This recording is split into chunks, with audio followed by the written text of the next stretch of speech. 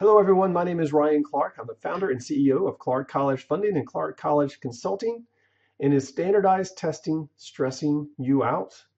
Well, I can remember when I was in high school and it felt like the weight of the world was on my shoulders when I was studying and preparing and taking this SAT.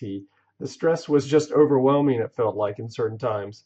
And there are a lot of my students right now that are stressing out right now. And so I want to give you some tips to help you reduce your stress level and help you do your best on these tests. So let's get into it.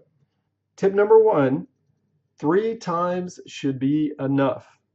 Plan on taking the SAT or ACT no more than 3 times.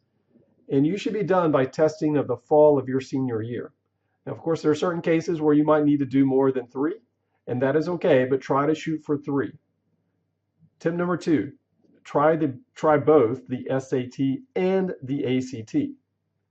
Now, you should take some type of diagnostic test or take a pre-ACT and a PSAT that will help you determine which one you do better on or which one you prefer.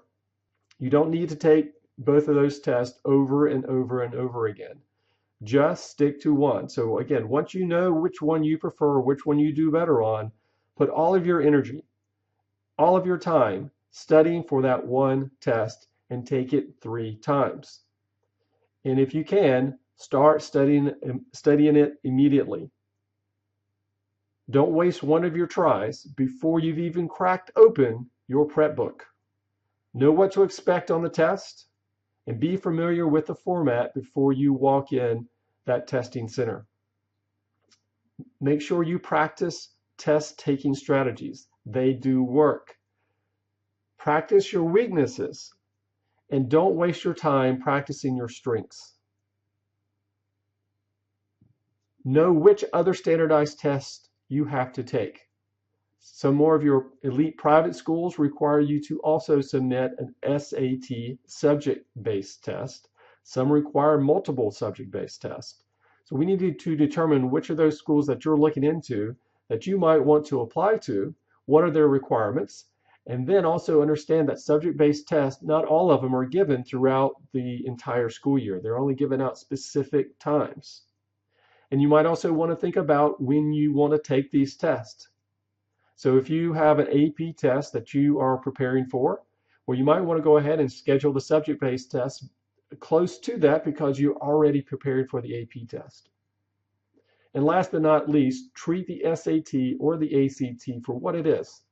It's just a small piece of the puzzle. Colleges use a holistic approach when they're looking over your college application. And many colleges put a lot less emphasis on this SAT and ACT. And some don't even require you to submit an SAT or an ACT. Those are test optional schools. So don't stress if you're not a great test taker, but certainly use these tips. It will help you reduce your stress and it will help you do the best you can on these tests. If you'll do me a favor, please share this material. I've added a few test prep materials, resources for you as well for a company called Appleroth. They do a very good job. I'll include these links at the bottom of my website as well. So again, please share this video. There are a lot of young men and women out there today that are just feeling the stress of these standardized tests. And just 1 or 2 of these tips might really help them do much better on these SAT or ACT tests. Again, my name is Ryan Clark. I'm the founder and CEO of Clark College Consulting. I'm the superhero of college planning. Thank you so much for listening today, and please share this information and let's make college an affordable reality for every family.